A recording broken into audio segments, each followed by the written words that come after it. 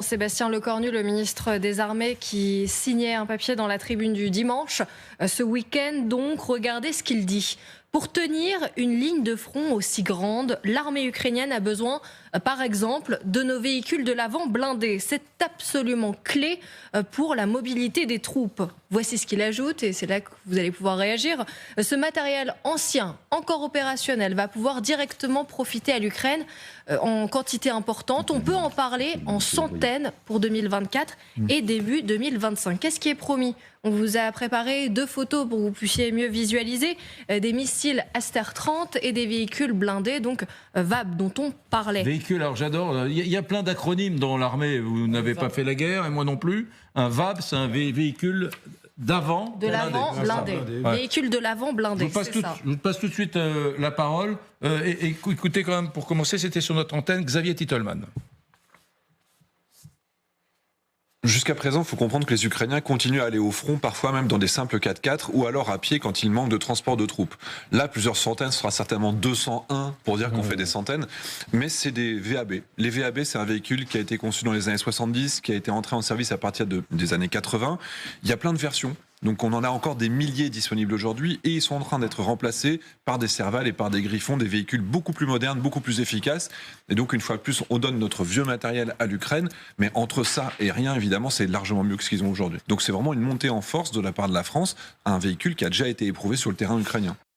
Donc là, monsieur le député, il y a 2 façons de voir les choses. Soit on dit, on leur donne nos vieilles machines, quoi, nos vieux véhicules blindés. Nos vieux clous. Nos vieux clous. Soit on leur dit, comme dit intelligemment Titelman, ce sont des choses qui peuvent parfaitement servir et qui seront toujours plus qualitatives pour les soldats ukrainiens que ce dont ils disposent aujourd'hui. Non, le VAP, c'est un très bon véhicule, je peux vous le dire. J'ai eu l'occasion de servir dessus, y compris en Afrique.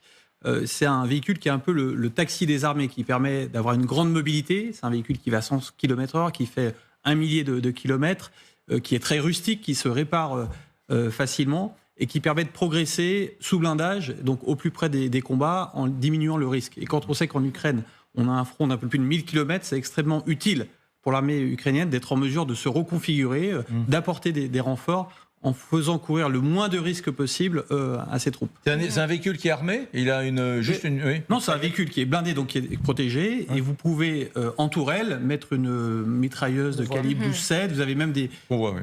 Là, ça doit être une 12-7 qui est dessus, mais vous avez également des modules téléopérés qui vous permettent de tirer tout en étant sous le blindage, donc c'est pas un très gros blindé, c'est pas fait pour affronter un char, mais en tout cas, ça vous permet de progresser sous blindage dans une zone qui peut être une zone de danger.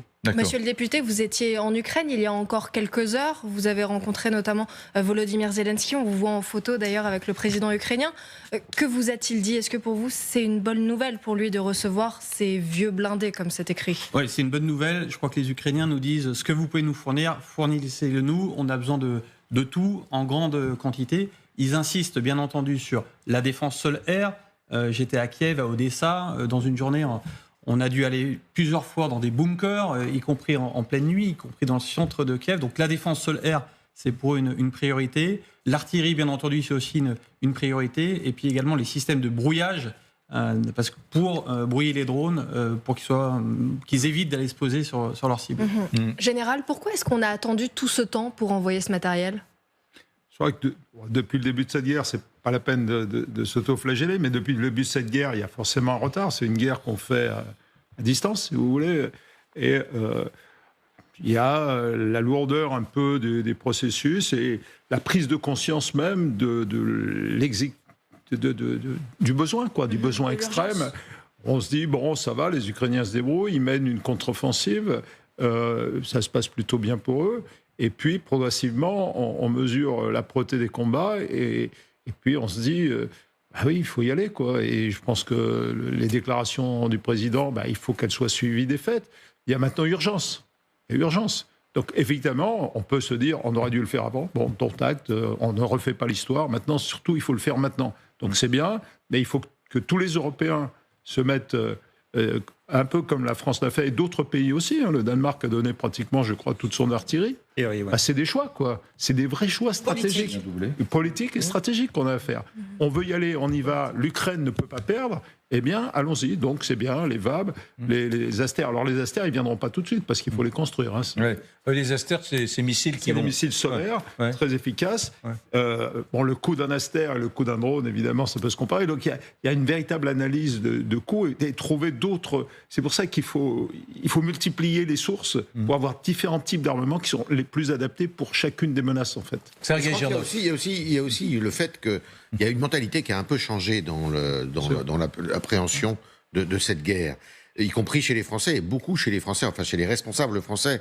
Parce que, sincèrement, l'échec, parce qu'on ne peut pas utiliser un autre mot, de la contre-offensive ukrainienne a quand même beaucoup marqué les esprits, et elle a changé un petit peu le logiciel des responsables français qui se sont dit, qui ont repris le dossier en main en disant il faut les aider davantage. C'est comme ça que moi je l'ai compris, d'où les déclarations du président de la République qui est allé même assez loin en disant et pourquoi pas les troupes au sol, ce qui a été très mal interprété d'ailleurs de mon point de vue, mais il y a eu quand même un changement d'appréhension de ce conflit qui n'était pas du tout, je veux dire, l'esprit, l'humeur, si vous me permettez l'expression, était beaucoup plus optimiste il y a 2 ans.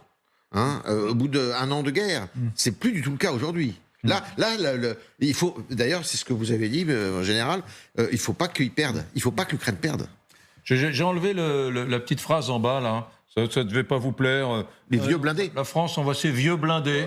C'est un matériel ancien.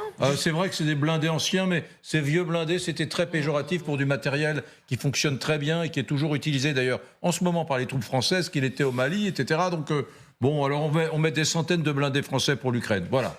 Vous savez, il faut garder le pragmatisme. Oui. Les Ukrainiens, ils pleurent quand ils apprennent qu'il y a des vieux missiles qui sont détruits au lieu de les donner aux Ukrainiens. Ça veut dire qu'il y a plusieurs pays que, en fait, vous savez, le matériel est recyclé assez régulièrement. Ouais. Et donc, il y a quelque chose qui a servi il y a 20 ans et le pays décide de le remplacer. Et donc, en fait, dans les armes, il y a une date limite de consommation. Il y a une date limite de consommation. Comme des œufs bio. C'est ça. Et les Ukrainiens disent, mais donnez-nous tout ce que vous avez.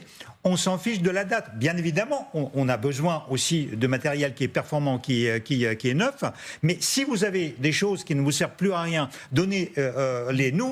Et la France, par rapport à ça, vous savez, je vous rappelle qu'au mois de décembre 2022, il y a un ministre des Armées français qui est allé à Kiev et il a annoncé qu'il donnait les AMX-10.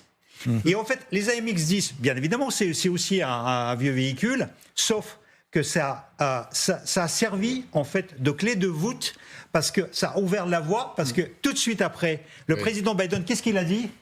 31 chars Abrams, on donne. Et les Allemands, qu'est-ce qu'ils ont dit ? On vous donne les léopards. Ouais. Et donc, en fait, la France, par rapport à ça, elle a ouvert la voie. Et je vous rappelle, le dernier mot, et j'en finis, les Russes. Vous savez ce qu'ils sont en train de sortir des hangars ? Les T-55. 55, c'est l'année de la mise en service. Non, mais ça, non, mais attendez. Ah bah si. Il les sort pour exalter les foules autour du grand rêve soviétique, etc. Non. Les chars T-55 conçus en 1955 par les soviétiques sortent des hangars pour aller en Ukraine, sur le front. Vous êtes sûr ?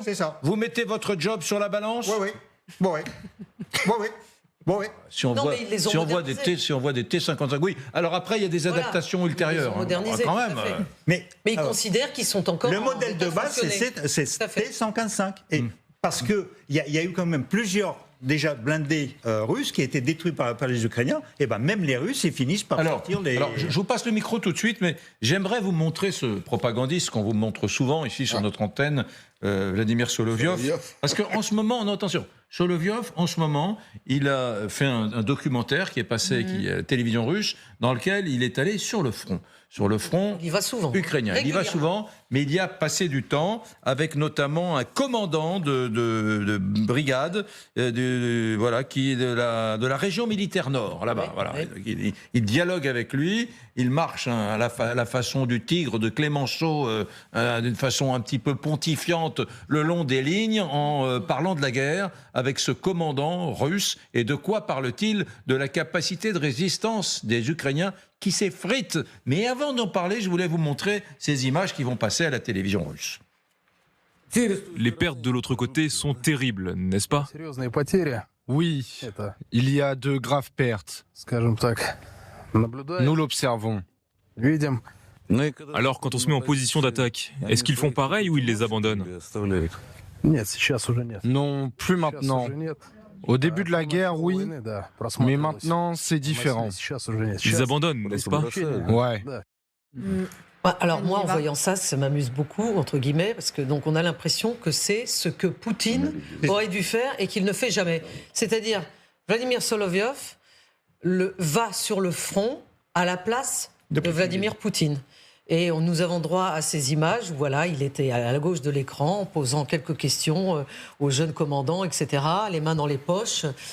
Tout ce que nous ne voyons pas de la part du président. Jamais. Et puis surtout, il pose la question, les pertes sont terribles, n'est-ce pas? Qu'est-ce que le jeune soldat va répondre face à quelqu'un qui... oui, forcément. Attendez.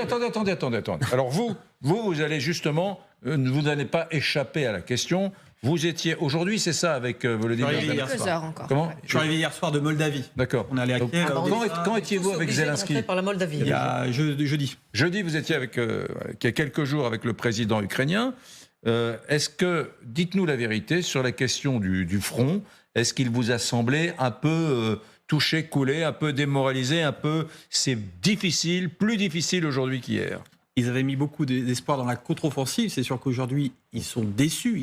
Il y a une forme de fatigue qui se ressent même à Kiev. Quand vous avez chaque nuit, vous avez Monsieur le député, ne me dites pas ce que tout le monde dit. Dites-moi ce que Zelensky vous a dit. Je ne peux pas vous dire tout ce qu'on a échangé avec le président Zelensky. Ce que je peux vous dire, c'est que l'état d'esprit global, c'est que les gens sont certes un peu fatigués, il faut l'assumer, mais ils seront très motivés pour reprendre leur territoire. Notamment les territoires occupés à l'Est, la Crimée. On a vu beaucoup de personnes qui nous ont dit « Moi, la Crimée, c'est chez moi, j'y suis né, j'ai été formé, je veux aller reprendre ce territoire, ça prendra le temps qu'il faut, mais on est extrêmement motivés pour y aller. » Et ce qu'il faut voir, c'est que c'est toute la nation ukrainienne qui se mobilise. Je vais aller voir notamment la manière dont aujourd'hui 150 entreprises ukrainiennes fabriquent des drones. Aujourd'hui, toute l'ingéniosité de cette nation-là se motive pour soutenir l'effort de guerre. Des fois, j'ai presque envie de dire, c'est l'armée russe contre la nation ukrainienne.